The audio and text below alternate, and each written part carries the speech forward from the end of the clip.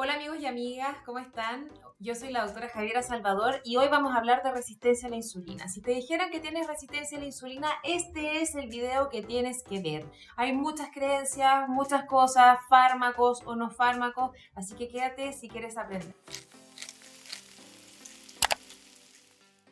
La resistencia a la insulina es un problema de salud muy frecuente. En Chile, 1 de cada 3 adultos es resistente a la insulina y uno de esos 3 va a terminar siendo diabético en el mediano o largo plazo. El problema mayor para mi gusto de la resistencia a la insulina es que no se ve, no se siente, es una de esas enfermedades que nosotros los médicos decimos que es asintomática.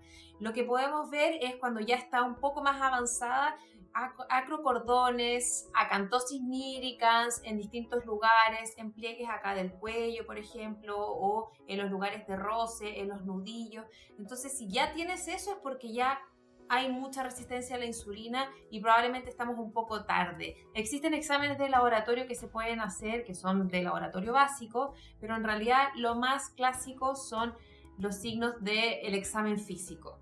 Existen 3 pilares del tratamiento de la resistencia a la insulina y vamos a revisar cada uno de ellos. El primero es la dieta o alimentación, como quieras llamarle. El segundo es el peso. Y en tercer lugar está el ejercicio, que probablemente ocupe el top 1 del tratamiento de la resistencia a la insulina. En relación a la dieta, que es el primer pilar de tratamiento, debe ser una dieta sin azúcar y sin azúcar en todas sus formas, en sirup, en miel, en maltodextrina, jarabe de maíz alto en fructosa. Tienes que empezar a leer los ingredientes si es que vas a consumir alimentos procesados.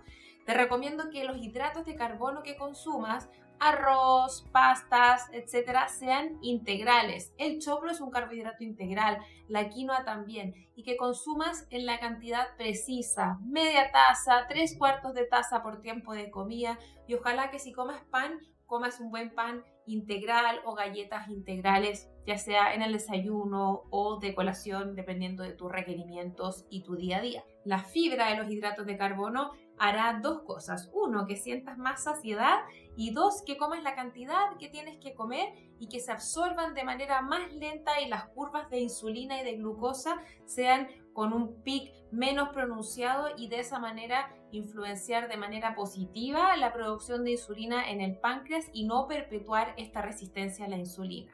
En relación al peso, es muy importante que tengas un peso saludable, pero quizás más importante que eso es que tengas un porcentaje de grasa adecuado. Existen distintos métodos para evaluar cuál es tu composición corporal y cuál es tu porcentaje de grasa. El problema más grande es que la resistencia a la insulina se produce por el exceso de grasa. La grasa actúa como un tejido endocrino que va a liberar factores que van a hacer inflamación, que van a perpetuar el problema, que van a mandar señales al páncreas para que siga secretando una gran cantidad de insulina, y eso a la larga provoca que el páncreas se fibrose de cierto modo y se infiltre también de grasa, vaya perdiendo su función, y es ahí, en ese momento, cuando aparece la hiperglicemia. Entonces pasamos de un estado de resistencia a la insulina a un estado de prediabetes, que ya es diabetes en 5, 10, 15 años, y ese es un problema también importante, que no sabemos cuándo se va a desarrollar la diabetes y no tenemos claves para determinar cuánto tiempo nos queda de tener resistencia a la insulina y que este problema siga siendo reversible. El tercer pilar de tratamiento es el ejercicio. Es muy importante que hagas un ejercicio que agite la frecuencia cardíaca, porque en ese tipo de ejercicio, 1, se quema grasa,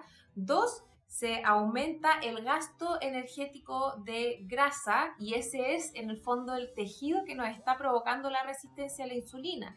Además, si estás haciendo una pauta de alimentación que es hipocalórica, debes incluir ejercicios de fuerza o resistencia muscular, dado que la idea es que no pierdas masa muscular, que es la masa que es metabólicamente activa y que va a generar que tengas sensibilidad a la insulina, que es lo contrario de resistencia a la insulina. Entonces te recomiendo que hagas ejercicio por lo menos unas 3, ojalá más tirado para 5 horas a la semana, y que combines ejercicio aeróbico, es decir, aquel que nos agita la frecuencia cardíaca, con ejercicio de fuerza o resistencia muscular que puedes hacer con tu propio peso, puedes hacer con bandas elásticas, con un par de mancuernas. En realidad no necesitas grandes implementos. Lo que deberías lograr con el ejercicio es ojalá hacer 5 a 6 horas a la semana por lo menos, e ir mezclando distintos tipos de ejercicio entre el aeróbico y el de resistencia para mantener tu masa muscular, disminuir el porcentaje de grasa y mejorar la resistencia a la insulina, generando en el fondo insulinosensibilidad, que es lo que tenemos que lograr. En relación a los fármacos, estos se utilizan solo para personas que son de alto riesgo de progresión a diabetes. Por ejemplo, personas que tengan un familiar de primer grado con diabetes, mujeres que hayan tenido diabetes gestacional en alguno de sus embarazos. Y hay una serie de criterios, pero en realidad los fármacos no se utilizan en todas las personas y no hacen nada ni de revertir la resistencia a la insulina ni de disminuir el riesgo de progresión a diabetes. Si algún profesional de la salud te recomendó que tomes metformina o cualquier otro fármaco, pero no tienes hiperglicemia y no tienes factores de riesgo como para progresar a diabetes en poco plazo, tienes que en el fondo buscar otra opinión, porque el tratamiento es estos 3 pilares que ya te conversé. Entonces, para cerrar este tema, si quieres saber si tienes resistencia a la insulina, revisa tu piel. Si tienes estos lunares de carne que se llaman acrocordon, o tienes más oscuro en algunos pliegues, en las ingles, ese es lo primero. Si eres adulto, debes hacerte exámenes de chequeo por lo menos una vez al año, visitar al médico de control una vez al año al menos. Si tienes alguna enfermedad crónica, ojalá cada 6 meses. Y por último, llevar una vida saludable, una alimentación sin excesos de grasa, sin excesos de azúcar. De vez en cuando una salida de la alimentación saludable, no algo social, no genera ningún trastorno, pero el ejercicio es el pilar fundamental para poder decirle adiós a la resistencia a la insulina. Si tienes dudas, si quieres profundizar en este tema, déjame comentarios y por favor no olvides suscribirte a mi canal de YouTube Nutrición al Día. Espero que tengan una muy buena tarde y que si tienes resistencia a la insulina no te asustes. Lo importante es que sepas que esto tiene solución y que puede ser reversible. Nos vemos en otro video. Que estén muy bien. Chao.